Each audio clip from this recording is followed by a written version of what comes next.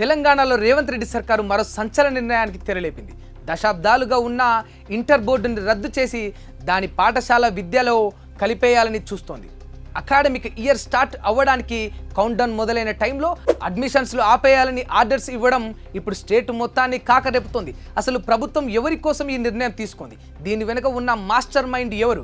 రేవంత్ రెడ్డి తీసుకుంటున్న ఈ అనాలోచిత నిర్ణయాల వల్ల లక్షలాది మంది విద్యార్థుల భవిష్యత్తు ఇప్పుడు ప్రశ్నార్థకంగా మారింది. ఈ నెల 4న ఇంటర్ అడ్మిషన్ల షెడ్యూల్ రిలీజ్ చేశారు. కట్ చేస్తే ఆ తర్వాతి రోజే అంటే మే 5నే ఆ షెడ్యూల్ని రద్దు చేస్తూ ఉత్తర్వులు ఇచ్చింది ఇంటర్ బోర్డు. ఇప్పటికిప్పుడు అడ్మిషన్లు ఆపేయాలని కాలేజీలకు ఆర్డర్స్ వెళ్ళాయి. 10th రిజల్ట్స్ వచ్చాక పిల్లలు ఏ కాలేజీలో చేరాలి, ఏం చదవాలి అని ప్లాన్ చేసుకునే టైంలో ఇలాంటి షాక్ ఏంటని పేరెంట్స్ అయోమయంలో పడ్డారు. సమ్మర్ కోచింగ్లో ఐఐటి నీట్ కోసం ప్రిపేర్ అవుతున్న స్టూడెంట్స్ పరిస్థితి ఏంటని, రేవంత్ సర్కార్ నిర్ణయం వల్ల లక్షలాది తమ పిల్లల భవిష్యత్తు ఏంటని క్వశ్చన్ చేస్తున్నారు.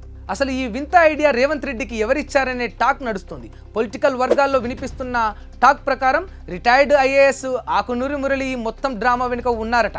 గతంలో ఇదే ఆకునూరి మురళి ఆంధ్రప్రదేశ్లో జగన్ సర్కార్కి ఇలాంటి సలహాలే ఇచ్చి ఎడ్యుకేషన్ సిస్టమ్ని గందరగోళం చేశారనే టాక్ ఉంది. చివరకు జగన్ ఓటమిలో ఆ నిర్ణయాలు కూడా ఒక రోల్ ప్లే చేశాయనే చర్చ నడుస్తుంది.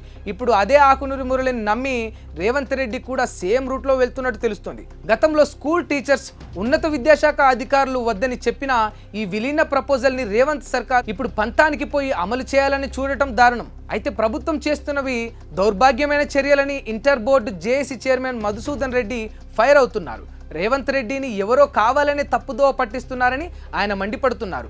విలీనం పేరుతో కాలయాపన చేస్తే పిల్లల లైఫ్స్ ఆగమవ్వవా అని పేరెంట్స్ ఆవేదన వ్యక్తం చేస్తున్నారు. కనీసం ఏడాది ముందే నోటిఫికేషన్ ఇవ్వకుండా ఇప్పటికిప్పుడు విలీనం అంటే ఎలా అని ప్రశ్నిస్తున్నారు. ఇప్పటికే ఇంటర్ విద్యలో తెలంగాణ ఒక బ్రాండ్ క్రియేట్ చేసుకుంది. అలాంటిది ఇప్పుడు బోర్డునే రద్దు చేసి చదువుని అటకెక్కించాలని చూడటం వెనుక రేవంత్ రెడ్డి ఆంతర్యం ఏమిటో ఎవరికీ అర్థం కావడం లేదు. మాజీ ప్రధాని పివి నరసింహారావు గారు తెచ్చిన ఈ గొప్ప విద్యా వ్యవస్థను నిర్వీర్యం చేయడం అంటే ఇది తెలంగాణకు తీరని లోటని అధ్యాపక సంఘాలు హెచ్చరిస్తున్నాయి.